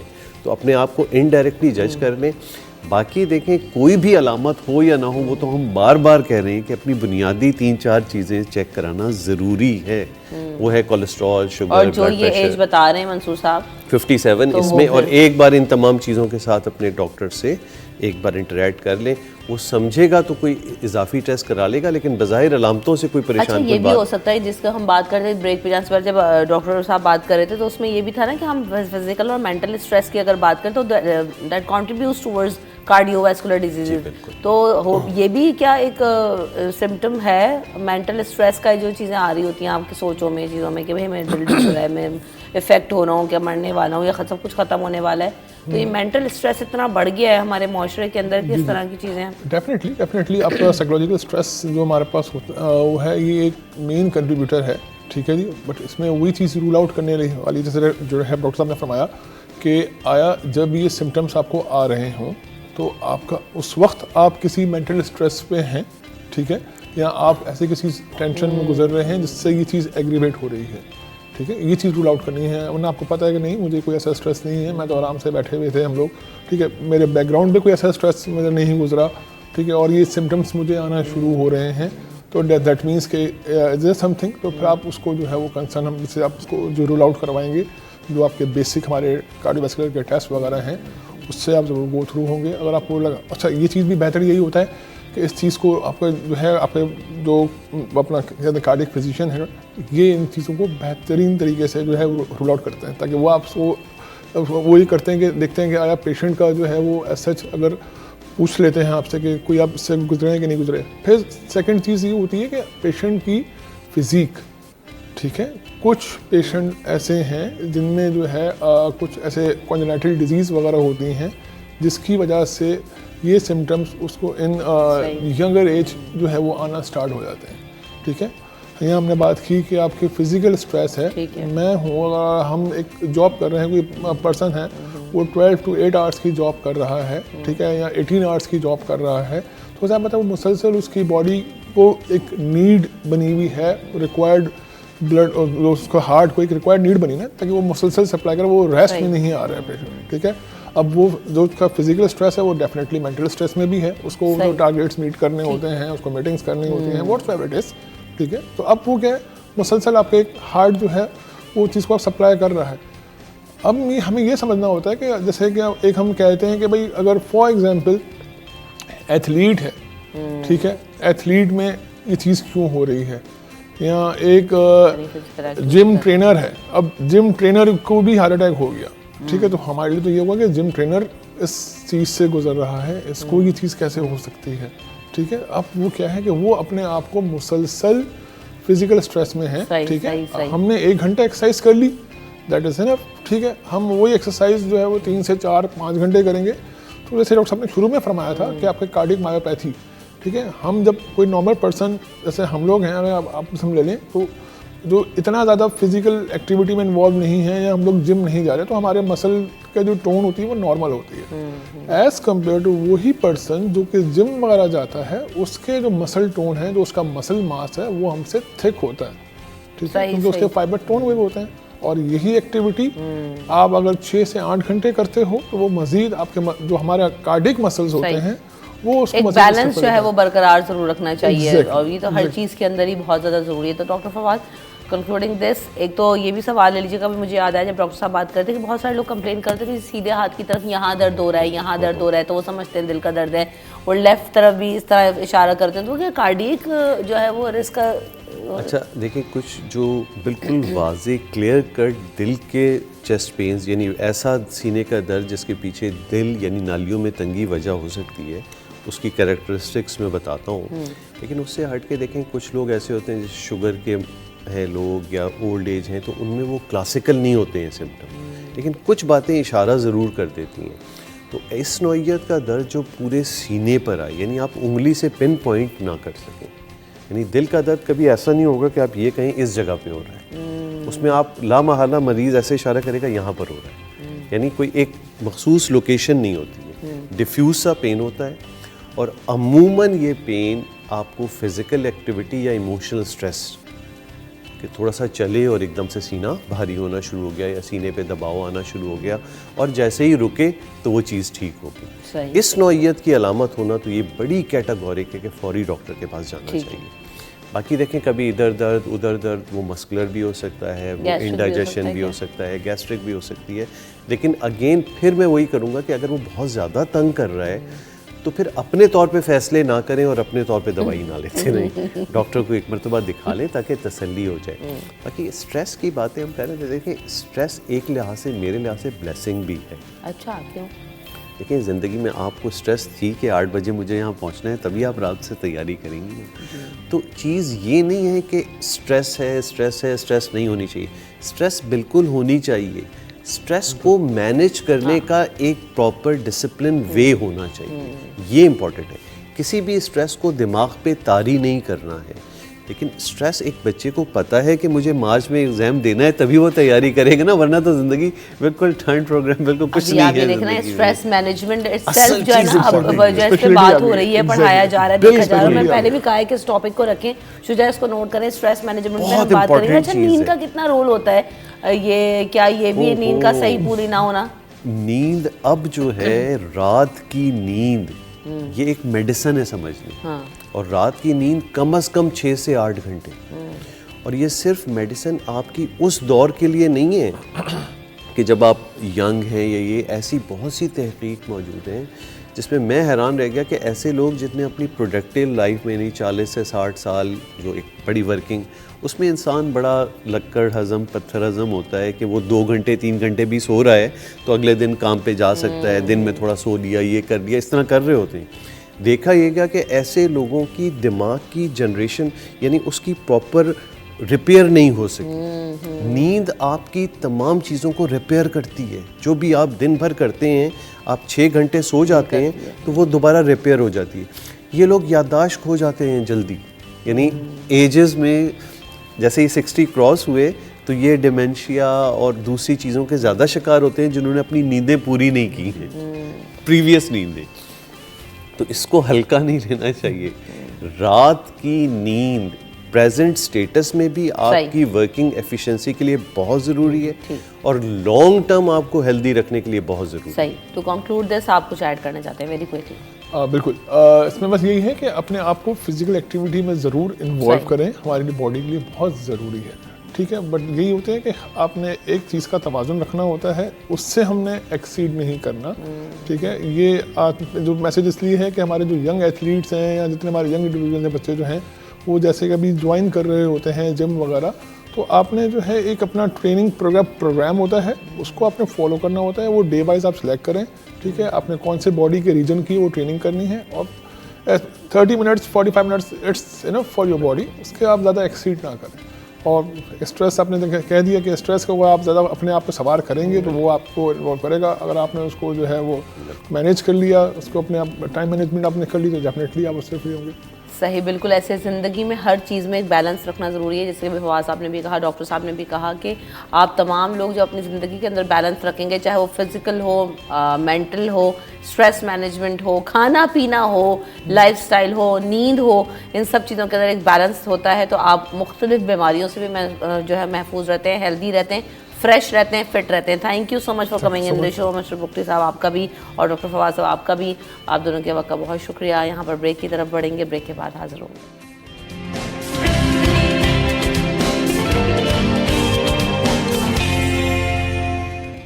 सिटी 10 में आपको एक बार फिर कहेंगे खुश आमदीद। बात करेंगे अब आज का जो हमारा इस सेगमेंट में मौजू है वो ये है कि नसीब, किस्मत और तकदीर, इन तमाम चीज़ों में क्या डिफरेंस है। हम कहते हैं ना कि जी नसीब अच्छा होना चाहिए, फिर कहते हैं किस्मत का मिला, और फिर तकदीर में ये लिखा नहीं था।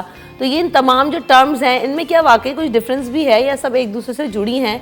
और हम ये भी जानेंगे कि इंसान की तकदीर बदलने के लिए, उसकी किस्मत बदलने के लिए अल्लाह ताला ने कहा ना कि एक बहुत बड़ा ज़रिया दुआ है। तो क्या वाकई किस्मत और तकदीर बदलती है या इंसान के पैदा होने से पहले लिखी जा सकती है? किस तरह से बदला जा सकता है? क्या इंसान का नसीब उसके अपने हाथ में होता है? कैसे बदल सकते हैं? क्या चीज़ें होती हैं? और फिर ये भी कहते हैं कि औरत के नसीब से मर्द को बहुत कुछ अता करते हैं अल्लाह ताला। तो क्या इन तमाम चीज़ों में क्या सदाकत है, और हम उसके बारे में जानने की कोशिश करेंगे। इस पर बात करने के लिए हमारे साथ वजीउद्दीन साहब मौजूद हैं। आप इस्लामिक स्कॉलर भी हैं और साथ साथ जो है वो 18 ईयर्स ज़्यादा एक्सपीरियंस आपका फील्ड में दवा के उसमें भी है, उसके साथ साथ जो है मैनेजरियल पोजीशंस पे भी रहे हैं, एजुकेशनिस्ट भी हैं by profession. Welcome to the show, कैसे हैं आप? अस्सलाम वालेकुम जी, थैंक यू फॉर वालेकुम अस्सलाम। तो वजी साहब, जैसे भी मैंने स्टार्ट में भी कहा कि इन सब चीज़ों में क्या वाकई कोई फ़र्क है या इंटर रिलेटेबल है? देखिए, ये मुतबादिल हैं, इंटरचेंजेबली यूज़ होते हैं। जो हमारे पास कुरान और सुन्नत से बात है कि देखिए अल्लाह सुब्हानहू व तआला क्रिएटर है, खालिक हैं, और अल्लाह सुब्हानहू व तआला को हर चीज़ का इल्म है। हमारे लिए जो पास्ट, प्रेजेंट, फ्यूचर है ये टाइम के ऊपर बेस्ड है। अल्लाह सुब्हानहू व तआला इस पे बाउंड नहीं है, और अल्लाह सुब्हानहू व तआला ने इंसान को इख्तियार दिया है टू मेक सर्टन चॉइसेस। इन्ना हदैनाहु सबीला इम्मा शाकिरन व इम्मा कफूरा, कि हमने इंसान को रास्ता बता दिया है। अब अल्लाह सुब्हानहू व तआला अपने इल्म से चीज़ों को जानते हैं, लेकिन लोग सवाल ये करते हैं अगर अल्लाह सुब्हानहू व तआला जानते हैं तो हमें ये इख्तियार क्यों दिया? क्योंकि अल्लाह सुब्हानहू व तआला जस्ट हैं। अल्लाह सुब्हानहू व तआला ने आपको ये इख्तियार दिया है कि आप दोनों रास्तों में से क्या चुनते हैं, और उसका नतीजा आपको खुद जन्नत या जहन्नम। So that on the day of judgement आपके पास किसी तरह की शिकायत ना हो कि या अल्लाह तूने नाइंसाफ़ी की, मैं इस बात का हकदार था। तो ये नसीब, किस्मत और तकदीर ये इंटरचेंजेबली यूज़ होते हैं। सही। तो किस तरह से इसको बदला जा सकता है? हम कहते हैं ना कि जी उसकी तो किस्मत ही ख़राब है, तो ये किस हद तक दुरुस्त है बात की कि किस्मतों का लिखा या तकदीर का लिखा बदला जा सकता है, नहीं बदला जा सकता? देखिए, हम कभी कभार किसी की डाउनफॉल को, किसी के बुरे वक्त को समझते हैं कि शायद इसकी किस्मत बुरी है, जबकि अगर आप कुरान में यूसुफ अलैहिस्सलाम का किस्सा देखिए तो यूसुफ अलैहिस्सलाम की शुरू से लेकर अगर आप आखिर तक एक स्टोरी पढ़ें, और एक not as a profit, not as a messenger of अल्लाह, अगर आप पढ़ें तो आपको लगेगा शायद इस आदमी की बहुत किस्मत में बुराई है, तकलीफ़ें हैं, लेकिन इवेंचुअली एंड में यूसुफ अलैहिस्सलाम कहते हैं अल्लाह सुब्हानहू व तआला बड़ी बारीक बीनी से मुझे इधर पहुंचा रहे थे। सो हमें सबसे पहले तो देखिए अल्लाह सुब्हानहू व तआला ने अगर हमारी ज़िंदगी में शर और खैर का मामला किया हुआ है, अल्लाह सुब्हानहू व तआला बेहतर जानता है, क्योंकि हम उसको दुनिया के हिसाब से देखते हैं, आखिरत के हिसाब से नहीं। जैसे अल्लाह के रसूल सल्लल्लाहु अलैहि वसल्लम फरमाया कि क़यामत के दिन जब मुश्किलात की बिना पर सब्र करने पर अल्लाह ताला अजर देंगे तो लोग ये तमन्ना करेंगे कि हमारे चेहरों को छुरियों से काट दिया जाता दुनिया में। So we always look at it from the result of this world, where as in the hair after is going to be different. But in any case, अल्लाह सुब्हानहू व तआला ने हमें अच्छे अमाल, माँ बाप की खिदमत, अल्लाह सुब्हानहू व तआला के रास्ते में खर्च करने का ये हक दिया है, ताकि हमारे लिए शर का मामला रुके, जो नुकसानात हैं वो रुकें। इसका इल्म अल्लाह सुब्हानहू व तआला को पहले है, लेकिन हमें इख्तियार दिया है। जैसे सहाबा ने पूछा कि हमें फिर नेक अमल नहीं करना चाहिए, तो अल्लाह के रसूल सल्लल्लाहु अलैहि वसल्लम फरमाया कि नेक अमल करने में भी आपके लिए बेहतरी है, और इसका आपको नतीजा मिलता है। तो ये हमारे पास चॉइस है करने के लिए। बिल्कुल ऐसा ही है। जब हम ये बात करते हैं ना कि बहुत सारे, जैसे भी आपने भी जिक्र किया यूसुफ अलैहिस्सलाम के हिस्ट्री उठाकर आप देखें, कुरान में भी अल्लाह ताला ने जिस तरह से उनका किस्सा बयान कर रहे हैं, तो हमें समझ में आता है कि कितनी वाकई डिफ़िकल्टीज़ हैं, और उसके बाद उनके लिए जो अल्लाह ताला ने जो सोचा हुआ है, बहुत सारी दफ़ा हमारी ज़िंदगियों में ऐसा लग रहा होता है कि ये बहुत गलत हो गया हमारे साथ, ये बहुत बैड डिसीजंस हो गए, लेकिन जब कुछ साल गुजरते हैं, कुछ चीज़ें आपके सामने आना शुरू होती हैं, तो आपको यकीन आता है कि नहीं यार, इस वक्त जो हमारे साथ हुए सब कुछ अल्लाह ताला की बेहतरी में थी। तो इसमें यकीनन नसीब, तकदीर और किस्मत में एक तवक्कल का भी बहुत बड़ा फैक्टर है, जिसको आप रखें तो वो आपके हक़ में बेहतरी की तरफ ही आपको लेकर जाता है। जी देखिए, इसलिए हमें दीन ने ये तालीमात दी हैं कि जब भी कोई मामला हो, और चाहे वो हमारी पसंद के हिसाब से हो या हमारी पसंद के हिसाब से ना हो, तो हम हमेशा ये बात कहते हैं क़द्दर अल्लाहु मा शा फ़अल, कि अल्लाह ताला ने तकदीर में लिख दिया था और अल्लाह ताला ने जैसा चाहा वैसे किया। इसका मसला ये होता है कि हमें इस बात का यकीन होना चाहिए कि अल्लाह सुब्हानहू व तआला मेरे साथ बुराई नहीं चाहते।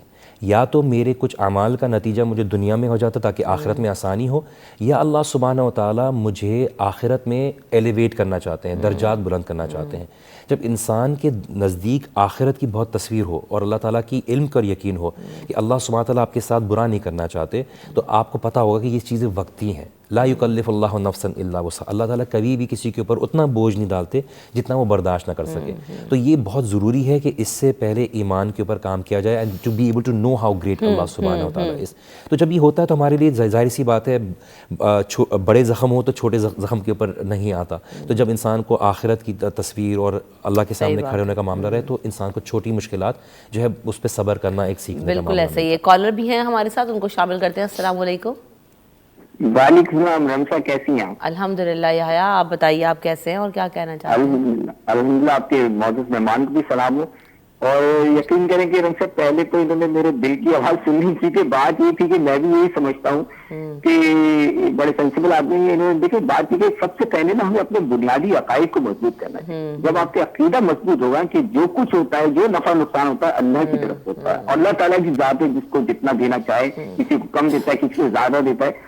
اور آپ نے بات کی نا یہ سیلف سیٹسفیکشن ہے، آپ کا قناعت پسندی اور آپ کو صبر شکر نہیں ہوگا نا تو کبھی آپ سیٹسفائی نہیں ہوں گے، نہ اپنے نصیب سے ہوں گے، نہ تقدیر سے ہوں گے، کسی چیز سے نہیں ہوں گے. میرا سوال بھائی سے یہ ہے کہ آج کل کی جو ریس ہے، نیور اینڈنگ ریس میں لوگ ہم شامل ہو چکے ہیں. کیونکہ پہلے تو ظاہر مختصر چیزیں ہوتی تھی، مختصر ایک آپ کے پاس ذرائع ہوتے تھے، اس سے آپ رائے کرتے. اب جو چیزیں دن بدن نہیں آتی جا رہی ہیں، بچے ڈیمانڈنگ ہو گئے، آپ کی ضروریات زندگی پوری، اور وہ جو تعیش چیزیں ہیں وہ آپ کی زندگی کا حصہ آپ نے بنا لیا ہے. ٹھیک ہے، اگر آپ افورڈ کر سکتے ہیں، نہیں کر سکتے وہ بھی آپ لے رہے ہیں تو آپ پرابلم میں آتے ہیں. اب یہ ہوتا ہے کہ چلے ایک بچہ ہے، وہ ایک بچہ اتنی محنت کرتا ہے، پڑھتا ہے، سب کچھ کرتا ہے، وہ اس کو اس لیے جاب نہیں ملتی کہ وہ اس کے پاس سورس نہیں ہے، اس کے پاس کوئی ریسورسز نہیں ہے. ایک بچہ ہے جو نااہل بھی ہوتا ہے اور اس کو جاب بھی مل جاتی ہے اور وہ آگے بھی نکل جاتے ہیں. اب یہاں یہ فیصلہ کرنا اس کے دل میں تو یہ بات پیدا ہوتی ہے یار یہ میرے نصیب تھا یا میرے قسمت یا تقدیر کا. ایک تو یہ سوال، اور ایک آخری سوال میرا رمشا بہت ضروری ہے سوال یہ کہ آج کل کے دور کے اندر پرابلم یہ ہو گئی کہ ہر طرف ایک مایوسی کا عنصر پھیل چکا ہے. جو لوگ جہد نہیں کرنا چاہتے ہیں، دیکھیں اللہ نے جو نصیب میں لکھا وہ تو میرے کو ملے گا، لیکن آپ نے ایفرٹ کرنی. اب کچھ لوگ ایسے ہوتے ہیں کہ پاکستان میں کچھ ہو ہی نہیں سکتا، ہمیں تو باہر ہی جانا ہے. اب باہر جانے کے چکر میں وہ نہ کام کر رہے ہیں، نہ کچھ کر رہے ہیں، اور اپنی تقدیر بھی رو رہے ہیں. اس بارے میں کچھ فرمائیے گا. ایک تو مایوسی کا فیکٹر، اور دوسری بات یہ کہ جو کمپٹیشن ہمیں نظر آ رہا ہوتا ہے کہ واقعی اس نے کچھ نہیں کیا، نہ کچھ پڑھا ہے، اور جی سونے کا چمچ لے کے پیدا ہوا ہے، یا ان کو بہت کچھ مل جاتا ہے زندگی میں تو اگلے والے کو بھی جو ہے نا وہ کمپٹیشن ملتا ہے، وہ مایوسی ہی پھیل جاتی ہے. دیکھیے جو ہماری کرنٹ جنریشن ہے اس کے اوپر تو میں بعد میں چیز ہائی لائٹ کرتا ہوں کہ یہ پرابلم کیوں ہے. لیکن اگر تدبیر کی بنا پر ہر کسی کی تدبیر اگر کامیاب ہونے لگی تو دنیا شاید 10 دن بھی نہ چلے. اسی لیے عمر بن عبدالعزیز کی ایک دعا تھی رحم اللہ کی کہ اللہم ردنی بقضائک واسعدنی بقدرک، کہ اللہ مجھے ایسا بنا دے کہ میں تیری جو قدر ہے اس کے اوپر راضی رہوں. واسعدنی بقدرک، کہ اور میری مدد کر اس معاملے میں جو ابھی جس کا فیصلہ میری زندگی میں ہونے والا ہے.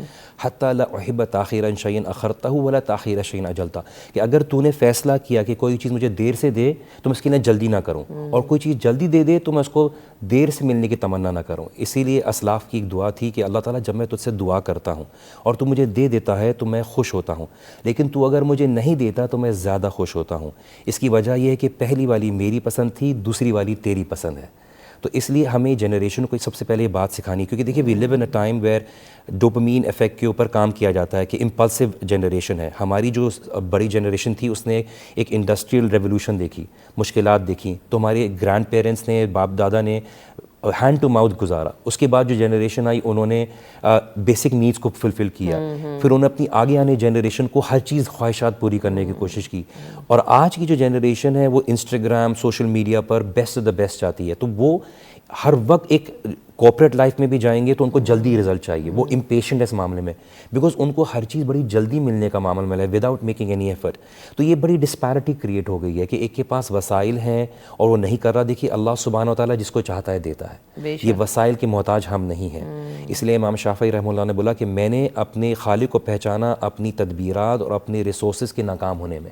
تو ہم نے جنریشن کو تربیت دینی ہے. دیکھیے اللہ سبحانہ و تعالیٰ اگر دنیا میں کامیابی دے تو بھی اللہ تعالیٰ کا شکر ادا کرو، اور اگر نہ بھی دے تب بھی شکر ادا کرو. یہ تربیت ہماری طرف سے ہونا ضروری ہے، کیونکہ ایک مارش میلو ایفیکٹ ایک ریسرچ تھی جہاں پہ بچوں کو مارش میلو دیا گیا اور ان کو یہ بات بولی گئی کہ رک جاؤ کچھ گھنٹے کے لیے. اور ان کی بات سالوں بعد ان کو جب ایویلیویٹ کیا گیا، جس بچے نے جلدی کھایا تھا، صبر نہیں کیا تھا، وہ گناہوں میں پڑا، وہ کرائمز میں پڑا. تو ہمیں یہ تربیت دینے کی ضرورت ہے. دیکھیے آپ نے فوراً جو ہے ریوارڈ حاصل نہیں کرا. We are currently living in a time جہاں پر جو جنریشن ہے دے آر ریوارڈ سینٹرک کہ میں نے نتیجہ محنت کی, مجھے رزلٹ ملنا چاہیے, میں نے 3 سال لگائی, مجھے ہائر پوزیشن ملنی چاہیے, میں سوشل میڈیا پہ تصویر ڈالوں تو مجھے 500 لائکس آنے چاہیے.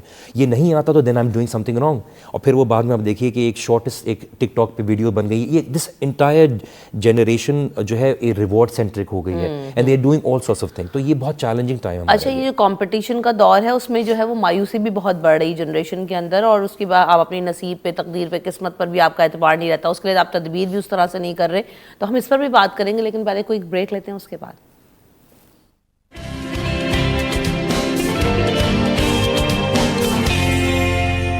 ویلکم بیک ان دا شو. ہم بات کر رہے ہیں نصیب, قسمت اور تقدیر کے حوالے سے. تو مایوسی جو ہے وہ بہت زیادہ پھیلی, اور جیسے بھی آپ نے بھی ذکر کیا کہ ٹویٹر, انسٹاگرام یا جو ہے وہ ٹک ٹاک, اتنے لائکس, اتنے ویڈیوز, اتنا یہ نہ ملا, مشہوری نہ ہوئی, تو بھی لوگوں میں نا بڑی مایوسی پھیل جاتی ہے. اور پھر زندگی میں جی اگر وہ اس کے پاس ایک اچھی گاڑی ہے, اس کے پاس نہیں ہے, تو کمپیریزنس کی وجہ سے بھی بہت زیادہ مایوسی پھیلتی ہے کہ میری تو قسمت میں ہی نہیں ہے, میری تو تقدیر میں ہی نہیں لکھا کہ ایسا, اس کو دیکھو وہ کہاں پہنچ.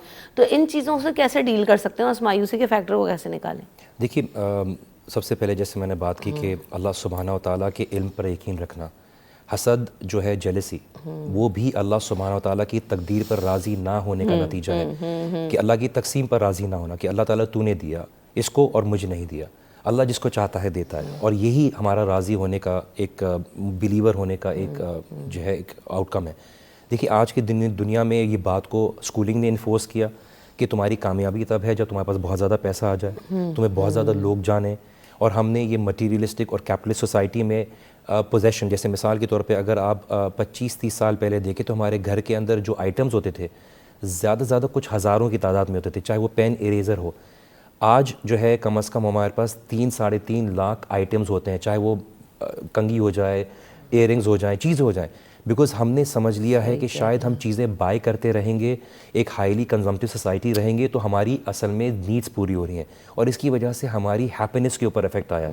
ہم سمجھ رہے ہیں ہر وقت ہیپی ہونا, خوش ہونا ہمارے لیے کامیابی ہے, جبکہ اگر زندگی میں سب کچھ مل جائے تو انسان بہت ہی ڈپریشن میں چلا جاتا ہے, because he has nothing to live for. اس کا کوئی مقصد نہیں رہتا. اور کوئی بھی چیز ہمیں 40 منٹ سے زیادہ ہمیں وہ ڈوپامین کے اوپر, جو برین کے اوپر ہیپی افیکٹ دیتی ہے, زیادہ نہیں اثر کرتی.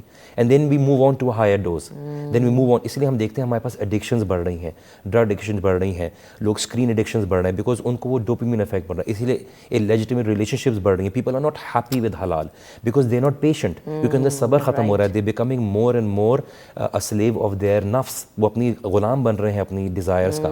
اور اسی چیز کے بارے میں وہ کیا گیا. دیکھیے ہم دنیا میں کامیابی اس بات پہ ڈٹرمن نہیں کرتے. ایسی بات تھی تو ابراہیم علیہ السلام کامیاب نہ ہوتے, ان کے پاس تو گھر بھی نہیں تھا. اسی طرح سے ہمیں اللہ تعالیٰ نے قصے دیے کہ دیکھیے المال والبنون زینت الحیات الدنیا, کہ جو مال اور اولاد ہے یہ دنیا کی زینت ہے, لیکن جو باقی رہے گا وہ اچھے اعمال ہیں. اور یہی اصل امتحان ہے کہ کون ہے جو اس کہنا کثرت کی چاہت میں اپنے آپ کو تباہ کر دیتا ہے. اور ہم یہ دیکھتے ہیں کہ جتنا آپ مٹیریلسٹک ہوتے ہو, جتنا آپ مالی اور مادہ پرستی میں آتے ہو, اتنا ہی آپ کی خوشی پر اور آپ کی جو زندگی کی اپروچ ہے اس پہ کام. لاسٹلی یہ سوال بھی لے لیجیے گا ویری کوئکلی, کہ ہم کہتے ہیں کہ جب شادیاں ہو رہی ہوتی ہیں تو مرد کو عورت کے نصیب کا ملتا ہے, تو اس میں کس حد تک صداقت ہے؟ دیکھیے اللہ سبحانہ و تعالیٰ نے جو ہے میاں کو اور بیوی کو اور اولاد کی قسمت سے نوازنے کا بات کہی ہے, اور اس کا مطلب یہ نہیں کہ ہر وقت اچھا ہی ہوگا. اللہ تعالیٰ امتحان بھی لے سکتا ہے.